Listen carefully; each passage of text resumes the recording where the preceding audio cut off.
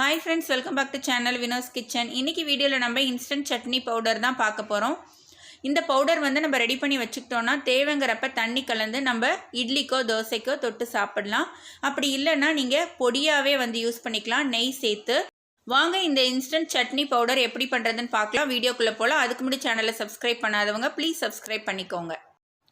அரை கப் அளவு வேர்க்கடலை வந்து வறுத்து எடுத்துக்கலாம். நல்லா கிறிஸ்பியா வர அளவுக்கு வறுத்து எடுத்துக்கோங்க.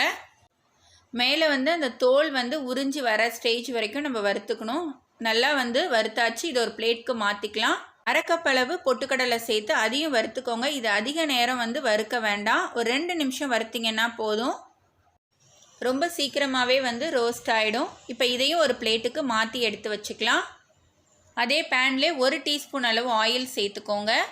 7லேருந்து 8 காஞ்ச மிளகாய் சேர்த்துக்கோங்க. இது வந்து உங்கள் காரத்துக்கு தகுந்த மாதிரி தான். மிளகாய் வந்து கிறிஸ்பியாக வர அளவுக்கு வறுத்துட்டு பிளேட்டுக்கு மாற்றிக்கோங்க.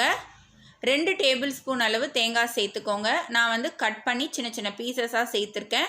இதையும் வந்துட்டு ஒரு 1 நிமிஷம் நல்லா வறுத்துட்டு நம்ம பிளேட்டுக்கு மாற்றி எடுத்து வச்சுக்கலாம். கொஞ்சமாக வந்து கருவேப்பிலையும் சேர்த்து வறுத்துக்கலாம். இதுவும் வந்து நல்லா கிறிஸ்பியாக வரணும்.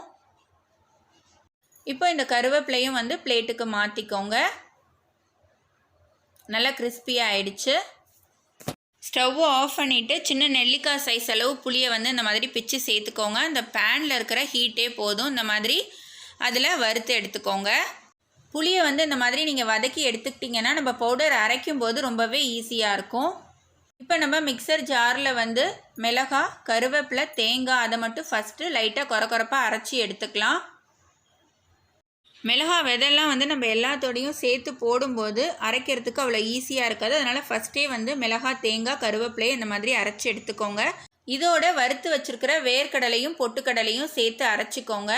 ஸ்பூன் வச்சு இந்த மாதிரி கலந்து விட்டுட்டு நம்ம வறுத்து வச்சுருக்கிற புளியை சேர்த்துக்கலாம். இதோட 7லேருந்து 8 பல் பூண்டு வந்து தோலோடு சேர்த்துக்கோங்க. தேவையான அளவு உப்பும் சேர்த்துக்கோங்க.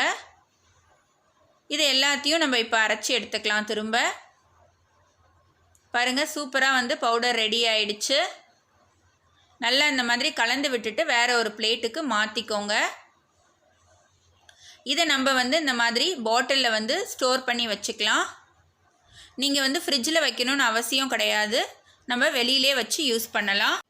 சட்னி வந்து ரெடி பண்ணும்போது தேவையான அளவு பவுடர் சேர்த்து தேவையான அளவு தண்ணியும் சேர்த்து கரைச்சோன்னா நம்மளோட சட்னி ரெடி ஆகிடும். அப்படியே நீங்கள் இட்லி தோசைக்கு தொட்டு சாப்பிடலாம். அப்படி இல்லைன்னா தாளிச்சுக்கோங்க. நம்ம எப்போவும் தாளிக்கிற மாதிரி கடுகு, உளுத்தம்பருப்பு, காஞ்ச மிளகாய், கருவேப்பிலை சேர்த்து தாளித்து யூஸ் பண்ணலாம். அப்படி இல்லைன்னா நீங்கள் இட்லி பொடியாகவே இதை யூஸ் பண்ணலாம். நல்லெண்ணெயோ இல்லை நெய்யோ சேர்த்து இட்லி தோசைக்கு சாப்பிடும்போது ரொம்பவே நல்லாயிருக்கும். இந்த இன்ஸ்டன்ட் சட்னி ப்ரீமிக்ஸ் வந்து வேலைக்கு போகிற லேடிஸ்க்கும் சரி, ஹாஸ்டலில் தங்கியிருக்கவங்களுக்கும் சரி, பேச்சுலர்ஸ்க்கும் சரி ரொம்பவே யூஸ்ஃபுல்லாக இருக்கும். கண்டிப்பாக இந்த சட்னி பவுடரை நீங்கள் எல்லாருமே ட்ரை பண்ணுங்கள். உங்களுக்கு இந்த ரெசிபி பிடிச்சிருந்ததுன்னா லைக் பண்ணுங்கள், ஷேர் பண்ணுங்கள். எப்படி இருந்துச்சுன்னு எனக்கு கமெண்ட் பண்ணுங்கள்.